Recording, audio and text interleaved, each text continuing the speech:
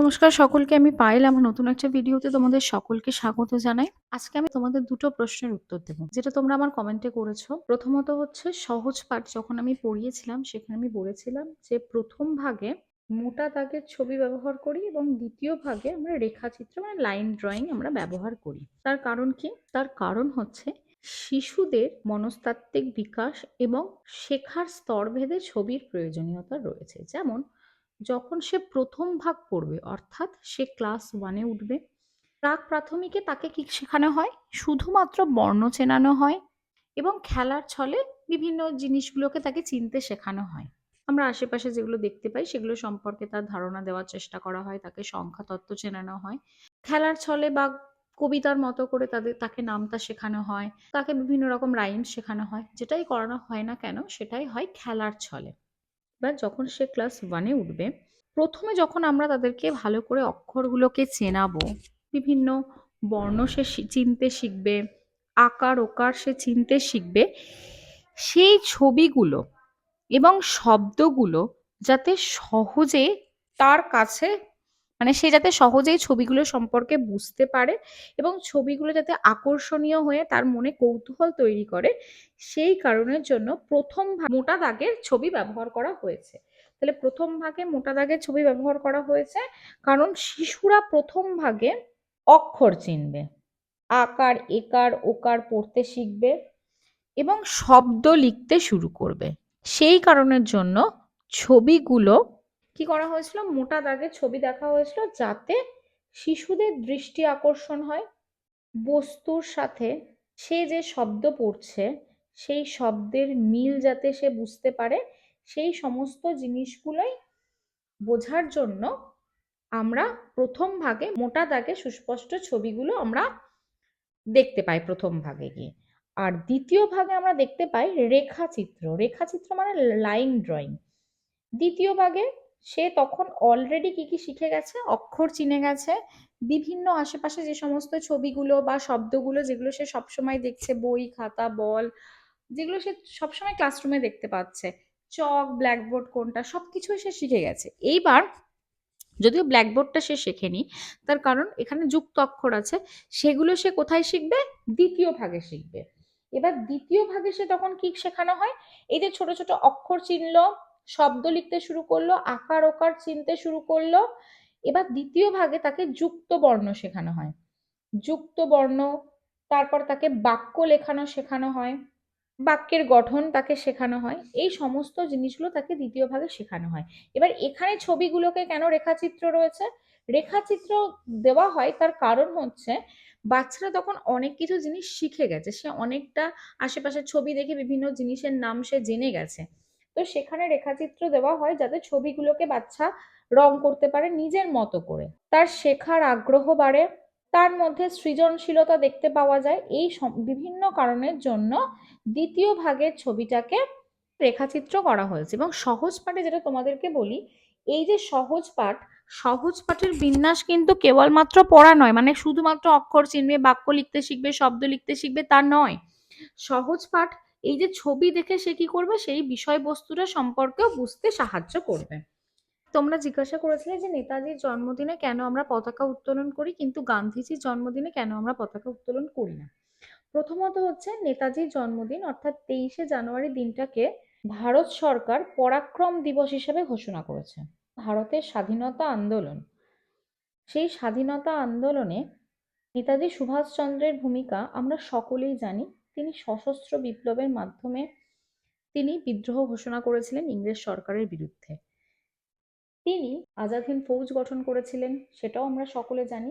এছাড়া আরো একটা ঐতিহাসিক প্রেক্ষাপট রয়েছে, সেটা হচ্ছে 1943 সালে 30শে ডিসেম্বর আন্দামানের পোর্ট ব্লেয়ারে ভারতের প্রথম জাতীয় পতাকা তিনি উত্তোলন করেছিলেন।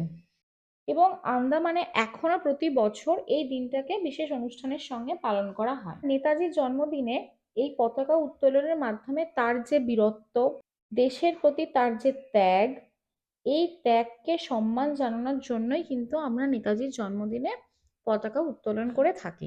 এবার আমরা গান্ধীজির কথা যদি বলি, গান্ধীজি অহিংস নীতিতে বিশ্বাসী ছিলেন, তিনি নরমপন্থী ছিলেন। এবং তিনি সশস্ত্র সংগ্রামের পরিবর্তে অনশন আন্দোলনটা কিভাবে করতেন? তিনি বিভিন্ন চুক্তি বৈঠক এগুলোকে তিনি বেশি প্রাধান্য দিতেন, যেখানে সশস্ত্র বিপ্লব ছিল না। তিনি মনে করতেন যে কথা বলার মাধ্যমে অনেক সমস্যার সমাধান হয়। তিনি অহিংস নীতিতে বিশ্বাসী ছিলেন, যেখানে কোনো হিংসা থাকবে না মানুষের মধ্যে।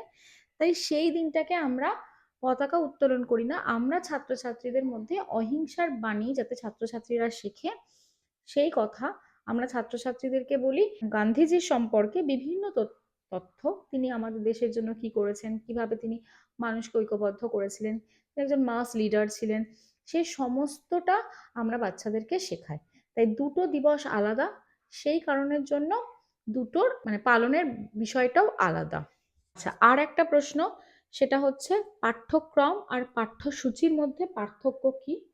আর একটা প্রশ্ন করেছো তোমরা, সেটা হচ্ছে এফএলএন আর নিপুণ ভারত মিশনের মধ্যে পার্থক্য কি? তাহলে প্রথমে পাঠ্যক্রম আর পাঠ্যসূচিটা বলি।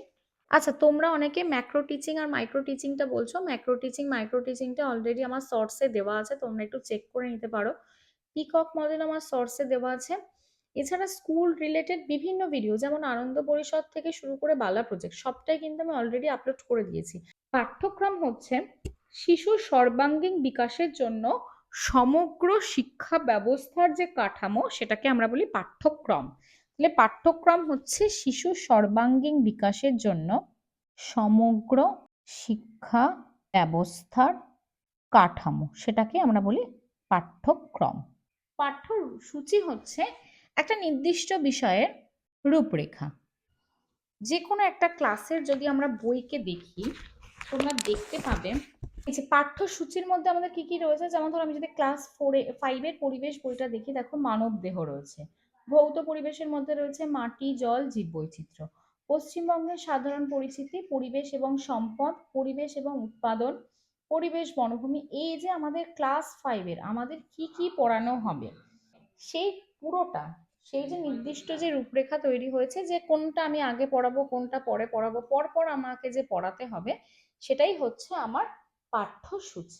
তাহলে পাঠ্যক্রম হলো সামগ্রিক রূপরেখা, মানে একটা শিক্ষা ব্যবস্থার সামগ্রিক রূপরেখা, যার মধ্যে কি কি রয়েছে, শিক্ষার লক্ষ্য উদ্দেশ্য বিষয়বস্তু মূল্যায়ন পদ্ধতি রয়েছে। আর পাঠ্যসূচি হচ্ছে কি পাঠ্যক্রমের একটা নির্দিষ্ট অংশ মাত্র, সেটাকে আমরা বলছি পাঠ্যসূচি, যার মধ্যে একটা মানে কোন একটা বিষয়বস্তুর একটা নির্দিষ্ট অধ্যায় রয়েছে, সেখানে কি কি পড়ানো হবে, সেই টোটালটা হচ্ছে পাঠ্যসূচি। পাঠ্যক্রম হচ্ছে একটা সম্পূর্ণ মানে কোর্স, যেটা তোমার 2 বছর হতে পারে 3 বছর হতে পারে, সেটা হচ্ছে পাঠ্যক্রম। প্রাক প্রাথমিক বলতে আমরা কোনটাকে বুঝি, পিপিকে বুঝি। আর প্রাথমিক বলতে আমরা 1 থেকে 5কে বুঝি।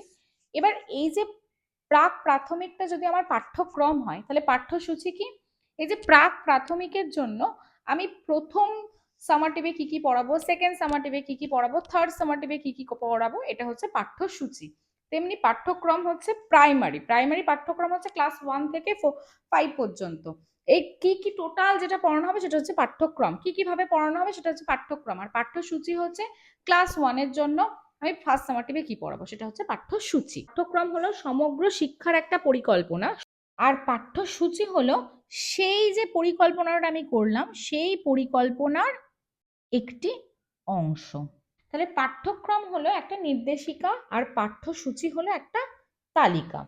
তাহলে সোজা কথাই হলো পাঠ্যক্রম হচ্ছে যদি আমি কোথাও বেড়াতে যাই, বাড়ি থেকে আমি কি দেখে যাব, আমার রুট ম্যাপটা দেখে যাব।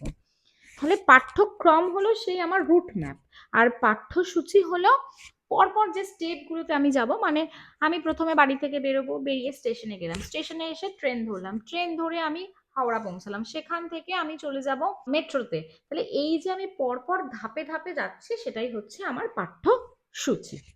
FLN আর নিপুণ ভারত মিশন দুটো টপিক আমি অলরেডি পড়িয়েছি। তাহলে FLN হলো ফাউন্ডেশনাল লিটারেসি অ্যান্ড নিউমারেসি।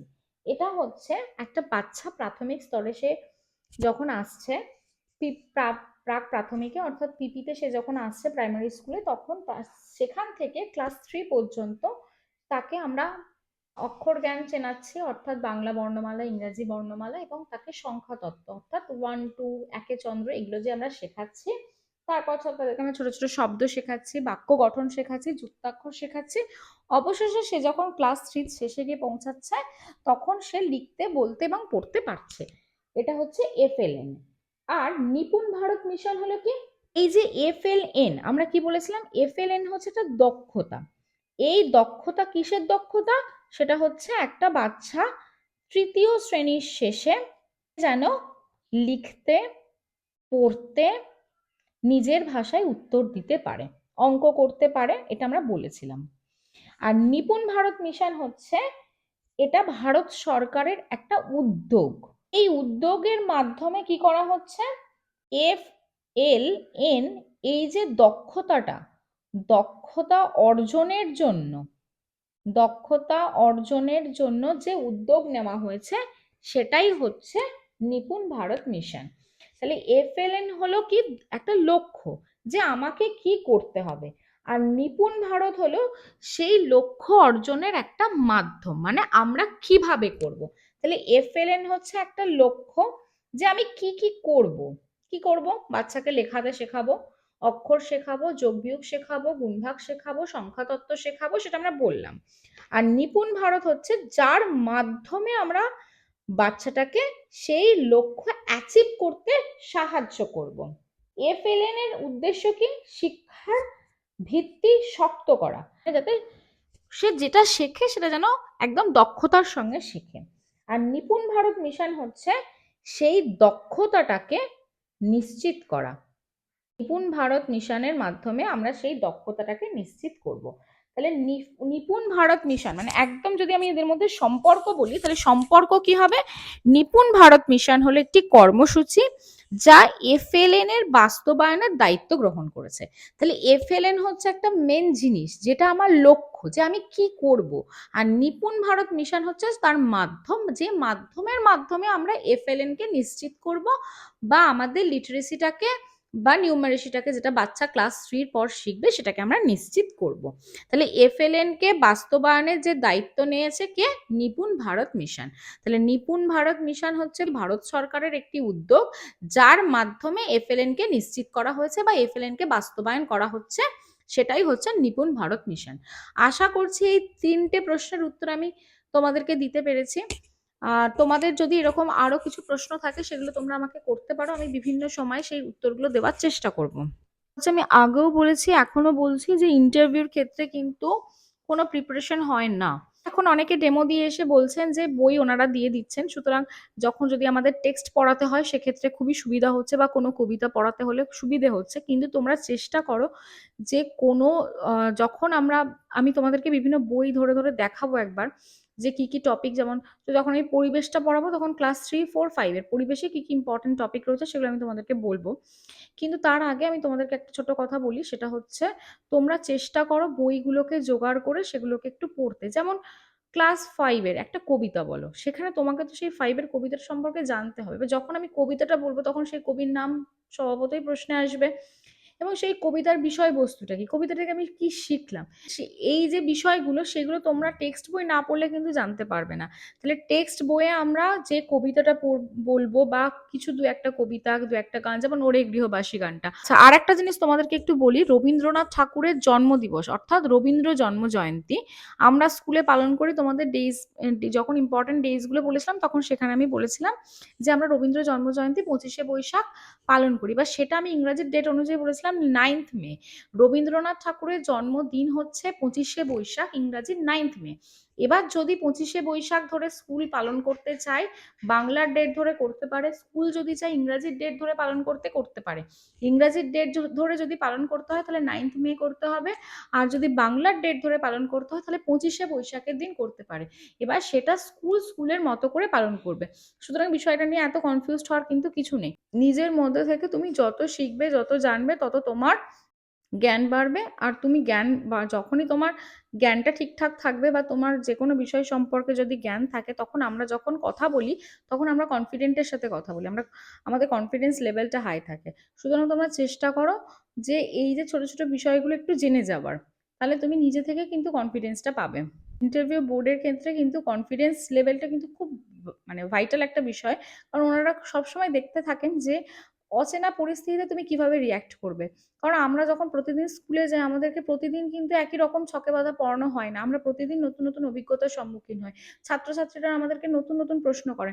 কখনো সেই প্রশ্নের উত্তর আমরা জানি, কখনো সেই প্রশ্নের উত্তর আমরা জানি না। যেটা আমরা জানি না সেটা আমরা তাদেরকে বলি যে, "না ঠিক আছে এখন আমি এটা জানি না। তোমাদেরকে পরে আমি ভালো করে দেখে এসে এটা বলব।" বা যেটা আমি জানি সেটা আমি যতটা জানি তাদেরকে জানানোর চেষ্টা করি।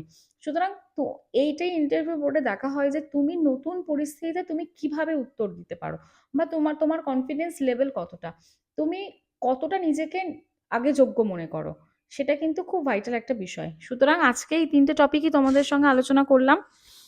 আগামীকাল আমি এবার থেকে সাবজেক্ট ওয়াইজ কিছু বই অনুযায়ী কিছু পড়ানোর চেষ্টা করব। আর কিছু ডেমো আমি অলরেডি রেডি করে ফেলেছি, সেগুলোও তোমাদের সঙ্গে আস্তে আস্তে আমি শেয়ার করব। তো ভিডিওটা ভালো লাগলে অবশ্যই লাইক করে দেবে। আর নতুন হলে অবশ্যই আমার চ্যানেলটাকে সাবস্ক্রাইব করে দেবে। আর তোমরা একটু কাইন্ডলি চেক করে নেবে আমার কি, কি ভিডিও রয়েছে। তোমরা অনেকেই ন্যাশনাল এডুকেশন পলিসি নিয়ে ভিডিও দিতে বলছো। ন্যাশনাল এডুকেশন পলিসি 2020 অলরেডি আমার দেওয়া আছে। ব্রেইনস্টর্মিং থেকে শুরু করে ব্লুম টেক্সোনমি, যেটা তোমরা বারবার জানতে চেয়েছিলে, সেটাও আমি অলরেডি দিয়ে দিয়েছি এবং আশা করছি ভিডিওগুলো দেখলে তোমাদের কনসেপ্টটা ক্লিয়ার হয়ে যাবে। সবার আগে এখানে তো মুখস্থ করার কোনো ব্যাপার নেই, সবার আগে কনসেপ্ট ক্লিয়ার করতে হবে। কনসেপ্ট ক্লিয়ার হলে তুমি যে কোনো প্রশ্নের সিচুয়েশন বেস প্রশ্নের কিন্তু উত্তর দিতে পারবে। কিন্তু যদি তোমার কনসেপ্টই ক্লিয়ার না হয় তাহলে কিন্তু এই সিচুয়েশন বেস প্রশ্নগুলো তোমরা উত্তর দিতে পারবে না। এবার ধরো তোমাদের প্রশ্ন এলো যে রবীন্দ্র জয়ন্তী তুমি কিভাবে পালন করবে স্কুলে, যেটা আমাকে ধরেছিলেন ইন্টারভিউ বোর্ডে স্যার বা ম্যামরা। তখন আমরা রবীন্দ্র জয়ন্তী পালন করতে গেলে প্রথমেই কি হবে, বাচ্চাদেরকে রবীন্দ্রনাথ সম্পর্কে জানতে হবে। সেখানে আমি প্রথমেই তাদের মনে একটা আগ্রহ সৃষ্টি করব, রবীন্দ্রনাথ কে ছিলেন, রবীন্দ্রনাথ কি করেছেন আমাদের জন্য। কারণ তারা প্রাইমারি লেভেলে তারা এইসব বিষয়গুলো খুব একটা ভালো জানে না। সুতরাং তাদেরকে গল্পের ছলে যখন আমি রবীন্দ্রনাথ সম্পর্কে বলতে শুরু করব, তারপর আস্তে, আস্তে তার দুটো কবিতা আমি তাদেরকে শোনালাম, তার দুটো গান আমি তাদেরকে শোনালাম। এবার গান, কবিতা শোনাতে গেলে তো আমাকে জানতে হবে। আস্তে, আস্তে তাদের মধ্যে আগ্রহ সৃষ্টি করে তারপর আমি তাদেরকে বললাম, "ঠিক আছে তোমরা একটা নাচ প্র্যাকটিস করো।"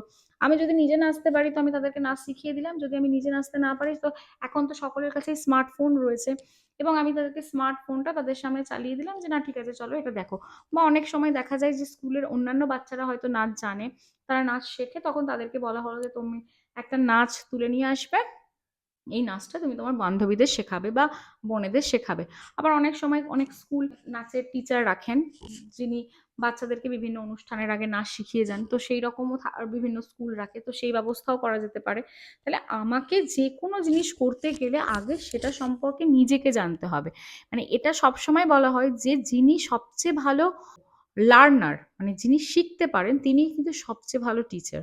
তাহলে আমাকে কিন্তু নিজেকে আগে ডেভেলপ করতে হবে। প্রতিনিয়ত কিন্তু আমাকে শিখতে হবে, যাতে আমাকে কেউ প্রশ্ন করলে, আমাকে আমার স্টুডেন্টরা প্রশ্ন করলে আমি যেন তাদেরকে আমার বেস্টটা দিতে পারি। প্রতিদিন আমরা ক্লাসে গিয়ে ভাবি যে কিভাবে নতুন করে পড়ালে ওরা নতুন কিছু শিখবে বা আরো কিছু এক্সট্রা ইনফরমেশন ওদেরকে দেওয়া যাবে, যাতে ওদের পরে অন্য কোনো ক্লাসে গিয়ে মনে হয় যে না এইটা তো আমাদের ওই ম্যাম পড়িয়েছিলেন বা ওই স্যার পড়িয়েছিলেন। আমরা সবসময় চেষ্টা করি। সেজন্য সবসময় নিজেকে আপডেট থাকতে হয়। তো আজকের ভিডিও এই পর্যন্তই। টাটা সকলকে।